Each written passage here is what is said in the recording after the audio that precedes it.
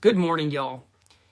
So I was going to create a video this morning presenting all of the new items that I have, and I really do have a lot of new and exciting items, but I just didn't feel that it was appropriate, seeing as just yesterday when I make this video, it was just yesterday that Charlie Kirk was tragically murdered.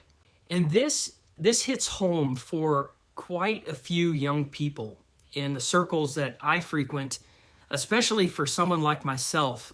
You know, Charlie, similarly, he was a young man. He was 31 years old. He had two children under the age of 4 and a beautiful wife. I mean, he was living his purpose in preaching what he believed and telling the world all about his political beliefs and standing on truth and having quite a bit of courage to go to all these different places where all these different people hated him.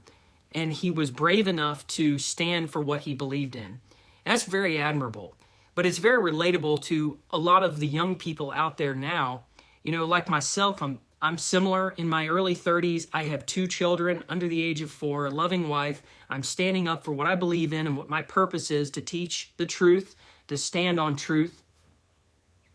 And this tragedy really hits home to the reality that our political adversaries don't see the world the way we do. They don't have integrity and character to simply disagree with us and move on, or even try to debate us. They want us dead. And that's the message that I heard, and the message that's resonating with a lot of young people. And it's very sad.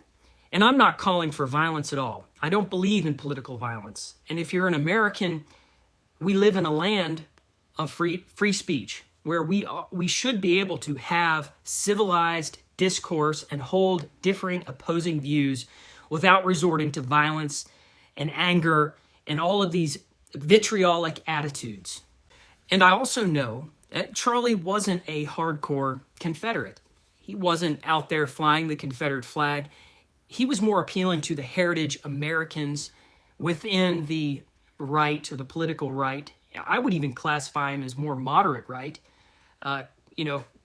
pertaining to my views. Nonetheless, he did stand up for quite a few historic things, Confederate symbols. One being the Robert E. Lee Monument that was being removed in Richmond, Virginia, and other Robert E. Lee monuments that were removed throughout the South. He stood against that. He made tweets about that. He also made mention of Robert E. Lee on a few occasions, of his character. He never spoke poorly of Lee, only positive. So all of those things mean a lot, especially when you have the national spotlight on you and you're talking about those historic Confederate icons. Very important. It was important to me at the time when I saw those tweets.